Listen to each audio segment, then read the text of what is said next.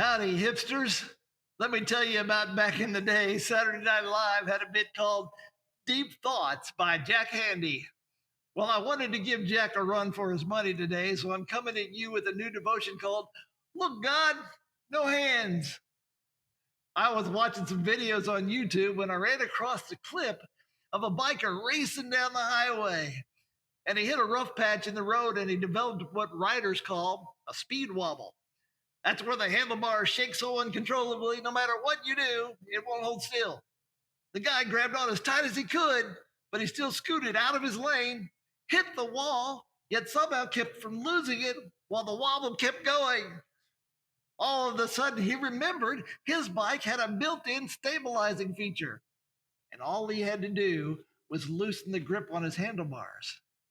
Well, contrary to all his instincts, he totally let go. And when he did, the bike smoothed right out, and he was able to get back between the lines again. Did you know that's a really good description of our faith life? With that in mind, I want to show you a scripture in a way that you might not have seen it before. This verse has been a discussion of some doctrinal debate over the years, but it stood out to me differently the last time I heard it. It's James 2:17. Faith without works is dead.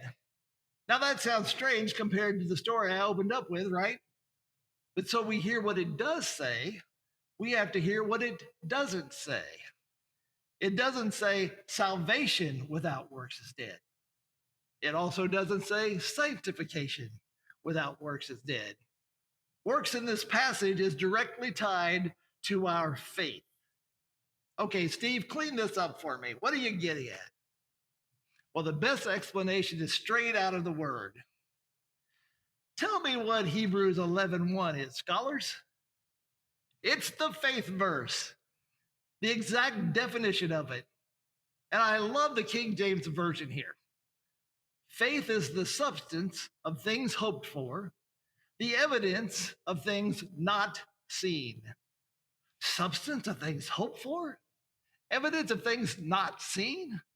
Guess what both of those things have in common? You can't put your hands on them. The work of faith is trust in God. And those things we can't put our hands on. The works of this verse are not with our hands, but with our trust and our confidence and our assurance in the Lord. And let me tell you about two accounts in the Word that lock that down for me. In the second chapter of Exodus, we see the story of a Hebrew mom bearing a child that Pharaoh wanted dead. After 3 months, she couldn't hide her crying son anymore, so she put him in the basket in the Nile River among the crocodiles and the elements and took her hands off, not knowing what would happen to him. And she stepped into a work of faith that saved Moses' life and set the future of Egypt in its place. If she would have held on, they would have killed him. But instead, it not only changed his future, but all those of the lineage of Israel, including us today. And how can we leave out Abraham, the father of faith, who was fully releasing his son to God on the altar in complete trust of God's provision? Whether that would have been an animal sacrifice in his son's place or a resurrection that would have proved what God could do, Abraham submitted his substance of hope, his evidence of things not seen, so strongly that it was credited to him as righteousness.